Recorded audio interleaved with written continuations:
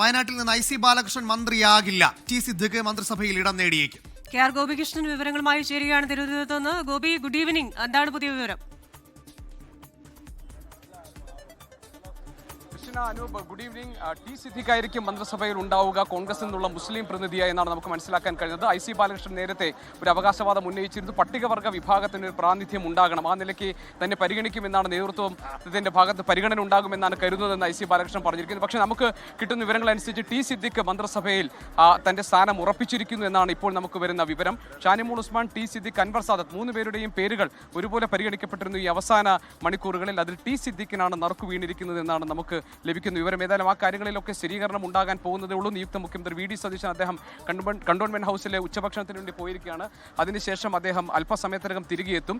ഹൈക്കമാൻഡിന്റെ കൂടി ഇടപെടൽ ഉണ്ടായിട്ടുണ്ട്, ഒരു കൺസൾട്ടേഷൻ നടത്തിയിട്ടുണ്ട് എന്ന സൂചന വരുന്നുണ്ട്. ഇവിടെ ഇന്ദിരാഭവനിലേക്ക് നേതാക്കളൊക്കെ എത്തിക്കൊണ്ടിരിക്കുന്നു. ഇപ്പോൾ TN പ്രതാപൻ ഇവിടെ സംസാരിക്കുന്നുണ്ട്. പ്രതാപൻ ജി, നമ്മളെ ഈ പട്ടിക പൂർത്തിയായോ? പൂർത്തിയായിക്കൊണ്ടിരിക്കുകയാണ്. ഏതാനും സമയത്തിനുള്ളിൽ പട്ടിക പൂർത്തിയാവും. വിവരങ്ങളൊക്കെ കിട്ടിയോ?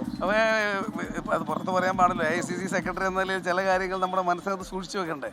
സ്വാഭാവികമായും കോൺഗ്രസിനകത്ത് ഇതുപോലത്തെ അത്രയും സ്മൂത്തായി മന്ത്രിമാരെ തീരുമാനിക്കാൻ കഴിഞ്ഞ ഒരു കാലം കോൺഗ്രസിൻ്റെ ഞങ്ങളുടെ ആരും ഓർമ്മയിലില്ല.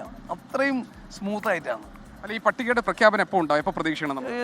മണിക്കൂറുകൾക്കുള്ളിൽ വരും. ഏതാണ്ട് പൂർത്തിയായി കഴിഞ്ഞു. ഏകദേശം പൂർത്തിയായി. ഹൈക്കമാൻഡിന്റെ കൺസൾട്ടേഷൻ എടുത്തിട്ടുണ്ടെന്ന് കേൾക്കും.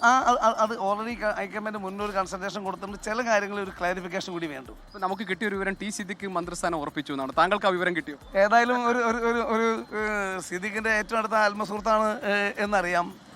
ഞാൻ എല്ലാവരുടെയും ആത്മസുഹൃത്ത്. അതെ അതെ. ഏതായാലും സന്തോഷിക്കാനുള്ള വക വയനാട്ടുകാർക്ക് ഉണ്ടാവും, ഉറപ്പാണ്. വൈകിട്ടേക്ക്. ശരി, അപ്പോൾ ഈ IC ബാലകൃഷ്ണനെ പട്ടികവർഗ വിഭാഗത്തിന് ഒരു പ്രാതിനിധ്യം വേണമെന്ന് പറഞ്ഞിട്ടുണ്ടല്ലേ? അത് പരിഗണിക്കേണ്ടതല്ലേ? അവരുടെ കാര്യം കൂടി ഈ ക്യാബിനറ്റിൽ ഏറ്റവും കൂടുതൽ ദുർബലരുടെയും അവശരുടെയും പിന്നോക്കക്കാരുടെയും ന്യൂനപക്ഷങ്ങളുടെയും കാര്യങ്ങൾക്ക് പ്രത്യേകമായ ഒരു പരിഗണന ഈ ക്യാബിനറ്റിൽ ഉണ്ടാവും.